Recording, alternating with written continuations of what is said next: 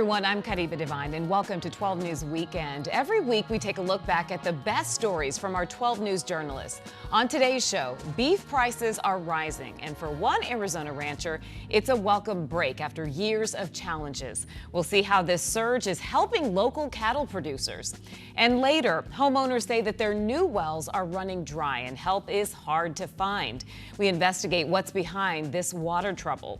But first, they've been swimming in Apache Lake for more than a century. The incredible story behind Arizona's 100-year-old fish and what researchers say is keeping them alive. Kyle Simchuk has the story.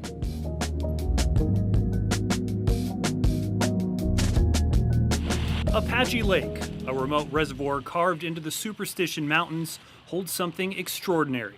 Something that could rewrite what we know about aging, longevity, and the resilience of life itself. Swimming in these waters are some of the oldest living vertebrates on the planet.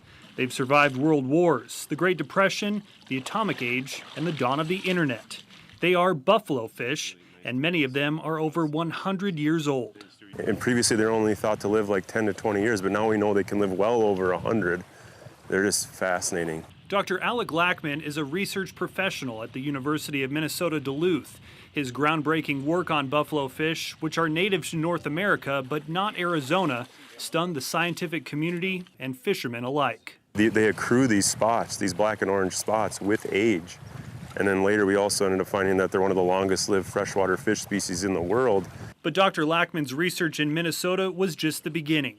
In 2021, he received an email that would lead him to Arizona and Apache Lake. Rub the belly, pat her on the side. Stuart Black is what you might call a citizen scientist, an angler with a passion for buffalo fish and a network of dedicated friends who share his obsession. But buffalo fish, never really been on the angling radar here in Arizona. We've been catching the buffalo fish here for probably 3 or 4 years. And then I read Alec's amazing groundbreaking study in 2021. He mentioned about these specific markings and spottings on these really, really ancient old fish. And I thought, we've got the same markings on our fish. Literally within an hour of the email being sent, we had plans for a research project out here. To confirm their exact age, Lackman needed to look at their otoliths, or ear stones, which are responsible for the fish's sense of balance and spatial orientation. It's just like aging a tree, where you count the growth rings. Fish are cold-blooded, so every cold season they go through, their metabolism slows way down, and it leaves a mark in that structure. But studying their otoliths and proving their true age came at a cost. We hate killing fish, right? We like to catch them for fun, put them back, and hopefully catch them when they get bigger. 23 Apache Lake buffalo fish were sacrificed for science that year. Their otoliths were removed and studied, and the fish, well, they were fried up. And little did we know that we were actually eating 100-year-old fish. And I gotta say, you would never know. They were amazing. The results of the study were also amazing. More than 90% of the buffalo fish caught and studied were over 80 years old. The oldest found in Apache Lake was a 108-year-old black buffalo fish. I feel like my anglers are the buffalo soldiers here. We are here to protect the buffalo fish. The original 420 that were in Roosevelt, there's some still alive today, like Buffalo Gill. From the 30s, we had commercial fishermen fishing Roosevelt Lake and Saguaro and Canyon to a little bit, but not so much Apache. The Apache Trail, it made fishing and accessing Apache difficult. So it's kind of like a little Jurassic Park here, I like to call it. It's forgotten, it's enclosed, it's remote. Since that first sampling in 2021, Stewart and his fellow anglers have shifted to entirely non-lethal research. They catch the fish, photograph their unique markings, take a clip of their fin and samples of their protective slime, then release them, building a database of individual fish they can track over time. We have one fish, his name is Bond, and he's been caught 6 times, and he's still swimming out here right now. We might catch him tomorrow, and it'll be the 7th time. They aren't just living long lives, they're thriving in ways that challenge everything we thought we knew about aging. These fish are still advancing into prime condition. They're getting better with age as they're approaching 100 years old. Relative to those younger, like 20 to 30-year-old fish, a 100-year-old bigmouth buffalo is more healthy than those younger ones. They may provide secrets to greater skin care. They may have who knows, the secrets to fighting cancer. And that's why I called this project $1 Trillion Slime. We don't know what we can pull out of this project. Stewart and his team, who call themselves the Buffalo Soldiers, are now fighting to protect these fish, but it's complicated.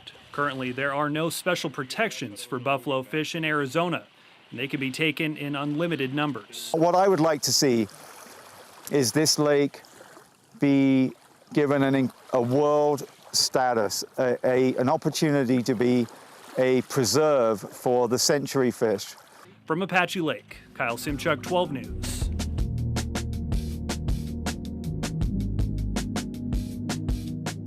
It would be quite worrisome if there isn't progress toward an agreement, real progress toward an agreement announced on Wednesday. The deadline is looming. Wednesday, 7 states have to agree on how they want to use the Colorado River. There's less water than ever, more people than ever, and no one wants to use less. There's no more, room to move the goalposts. Sarah Porter with ASU's Kyle Center for Water Policy says the question is over a 100-year-old document, the Colorado River Water Compact, and whether it says the northern states have to give water to the southern states. The upper basin says we don't. We don't have that obligation the way the lower basin says. Of course, the lower basin says, yes, you do. If there's no agreement by Wednesday, the feds could step in and make one, except there's no permanent head of the Bureau of Reclamation. There almost was. If Ted Cook had come on, we would have had a person who was already an expert. There's nothing like having a presidential appointee that's confirmed by the Senate that's going to be there for a few years to really have the kind of gravitas to be able to make these kind of deals happen. Ted Cook wanted to be that guy. He almost was that guy. Ted was the head of Central Arizona Project, managing the Colorado River water for Arizona, and now the head of the Water Infrastructure Finance Authority. He knows water, and this, he says, was weird. But I've never really seen it become this politicized. Ted was nominated, then unnominated. The White House told him it was problems with his vetting paperwork. Ted heard different. And I heard from lots of people that I know that said, that's not the reason, Ted. The reason is that the upper basin states are objecting to your appointment. For 100 years, this system has been managed through consensus of the 7 states, and it would be a huge departure if we got to a point where we couldn't get to an agreement. So why does this matter to you? Well, your taps won't stop flowing on Thursday, but we might have to start drawing on our water savings. We need to know how much water can we reasonably expect from the Colorado River so that we can plan accordingly. Because the river also helps your food grow, cities expand, and in some parts of the state does come out of the tap. And coming up, a group of kids shared the gift of song to celebrate our veterans. We'll be right back.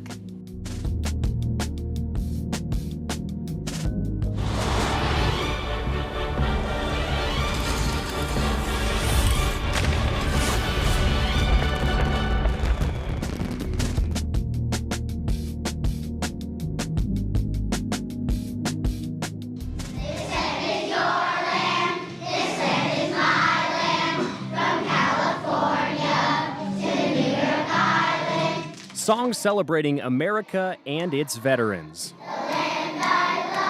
Moving some to tears at Westminster Village in Scottsdale. When the flag goes by and when young children sing, I cry.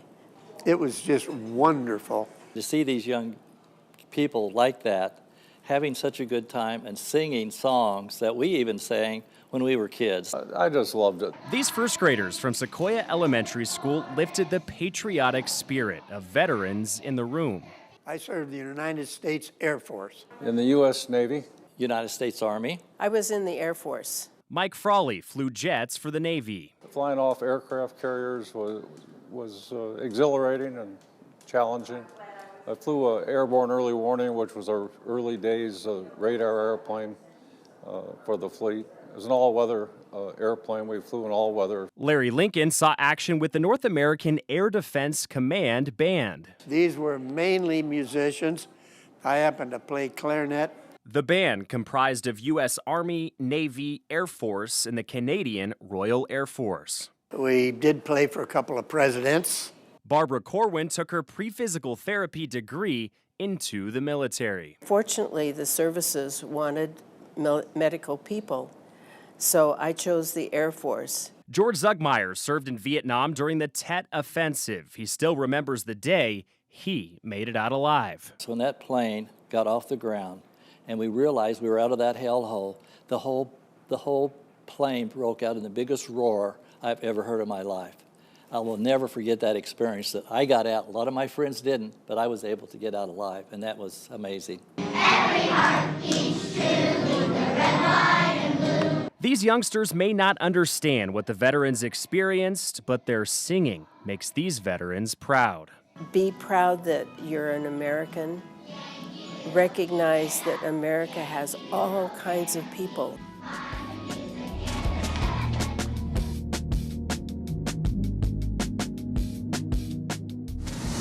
Sizzling over an open fire of mesquite charcoal is one of Taco Boy's most popular meats. Everything we cook here is with love. It's carne asada, perfectly marinated, thinly sliced beef. But as manager Jose Maciel explains, with the cost of beef increasing more than 13% compared to last year, Taco Boy's has had to raise its prices too. It's part of owning a business. Eventually, you're gonna have to face challenges like this, but we're kind of ready for it. Their decision explained in a sign now displayed on their counters, advising customers that carne asada items are now 49 to 99 cents more expensive due to recent increases in beef costs. When they raise the price, we kind of lose, but we found the right price where we could break even. It's kind of a blessing that it's gone up. Tim Peterson offers a unique perspective, a first-generation cattle rancher in Camp Verde who founded Arizona Grass-Raised Beef about 15 years ago. Specifically in Arizona, since the late 90s and into the 2000s, we're losing a lot of cattle ranchers.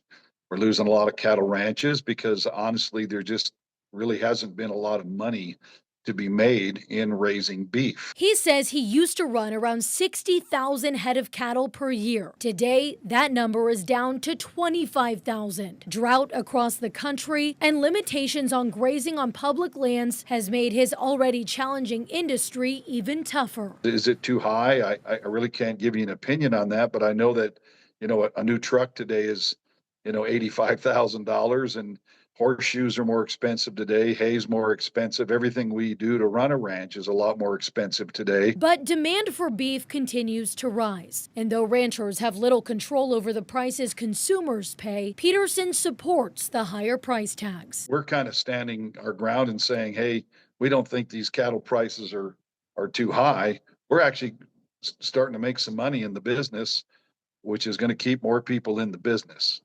Maciel says so far most customers have been understanding, and they're still offering a discounted deal on Taco Tuesday, hoping their price increase is small enough to keep customers happy, but significant enough to keep their doors open. We didn't raise it that much, but just enough to win and, help out everybody so everyone eats.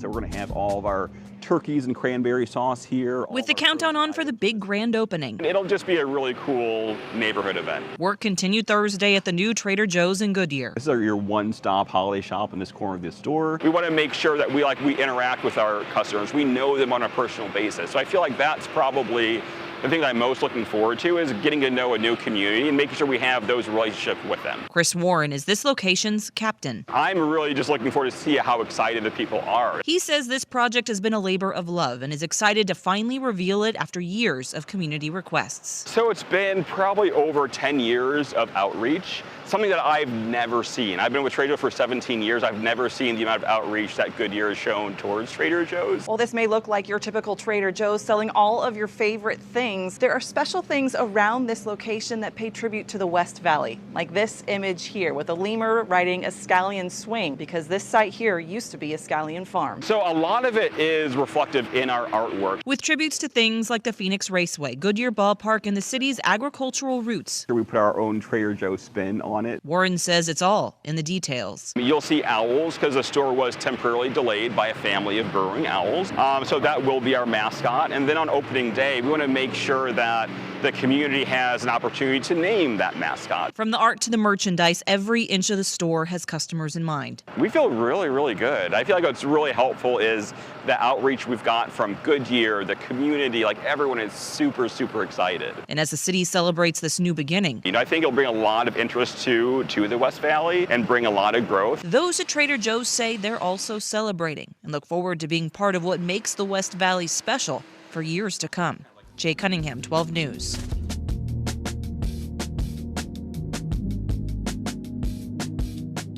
A big home with a big backyard in Santan Valley foothills. It seemed like the perfect place for Journey Davis, her kids, pets, and chickens. This was just supposed to be a place that we could have some peace after the divorce. Davis says that peace quickly disappeared when they moved into the new build a little over a year ago. The first week, I noticed it in the toilets, staining yellow, like someone had peed in there, and I was like mad at the kids, like who's peeing in the toilets and not flushing? And it wasn't them, it was the water was that disgusting. Since then, Davis says she spent $8,000 on water softeners and filtration systems. The builder, Nexstar Homes, provided a $5,000 credit at the time of closing.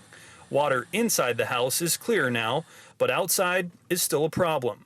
And now her brand new pool can't be filled using her home's water. It's going to be another $1,000 for the water truck to haul. They're going to have to haul a couple of, probably 2 different water trucks in because it's 13,000 gallons. Davis showed us an email from Nexstar Homes where a company representative said, quote, Nexstar Homes did not drill the well and we have no bearing on the quality of the water. When you close on your home, you are given a credit of $5,000 for water filtration.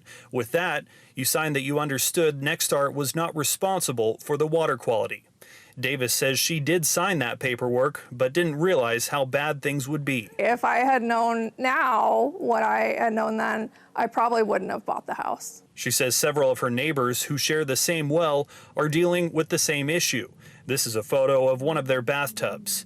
Nexstar told her to contact the well company directly, but she thinks Nexstar should be on the hook to fix the problem plaguing her home, which she purchased for more than $700,000. And I shouldn't have to be chasing down the well person that they contracted to do this job. Nexstar told Davis they could provide the name of the well drilling company. She plans to follow up. In a statement to 12 News, a Nexstar representative said in part, the purchase contract states that we are not responsible for water quality. That said, we deeply care about every one of our homeowners and their experience with us. Regardless of where responsibility lies, our goal is to ensure our homeowners are happy and satisfied. We'll be reaching out personally to discuss the situation and work toward a positive resolution. You know, I shouldn't have to call the news about my water. In Santan Valley, Kyle Simchuk, 12 News.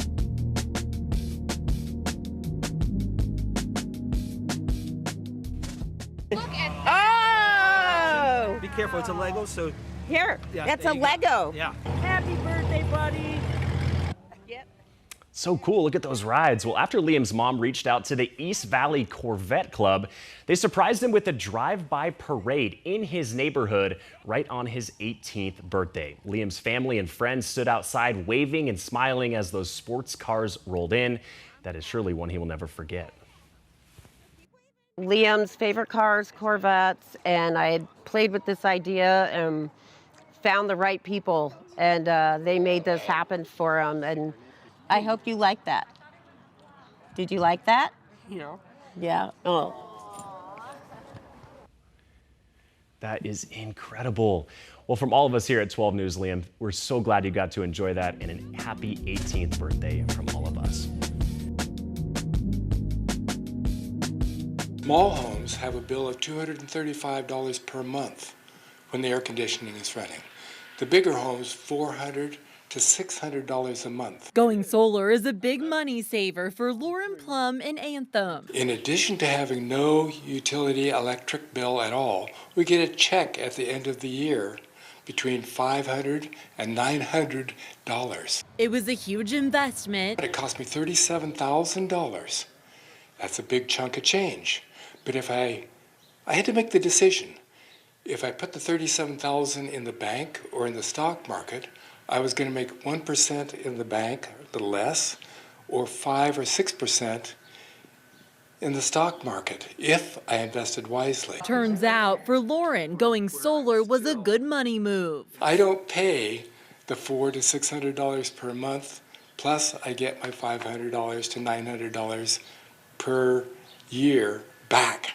Owner of PGT Home Energy Solutions, Greg Field, helps homes become more energy efficient. You've seen firsthand how federal incentives have shaped homeowners across Arizona make their decisions. How so? Well, it's a huge financial incentive, a 30% tax credit that's worth $5,000, $6,000, $7,000, $8,000. So it's a big incentive. It's unfortunately ending at the end of the year, but I find most people want a return on investment, so that's a major component to getting their money back. He says right now homeowners are in a golden window of opportunity. The project really needs to be installed by end of year to qualify for the tax credit. Never look back. For people like Lauren, $17,600. A comfortable 9.5% annual return on my investment, twice that of the stock market, and try to get that at the bank. My home movies help me remember how little my kids used to be. They'll never be that age again. It's a memory, and that's what is so precious to people, are those memories that will live on and on and on. But they may not live on as long as you'd like. Kelly Carr and his wife Olivia run film and video services in Phoenix. He says film, videotapes, even DVDs will deteriorate over time. Give me the various lifespan. You know, how long is a VHS tape going to last? How long is film going to last? And how long is a DVD going to last? About 125 years is what a disc is rated at. Old film actually holds up just as long, but newer technology like VHS tapes only lasts 15 to 25 years. But these are pictures I want longer than 15 years. I want them forever. But no format will be around forever.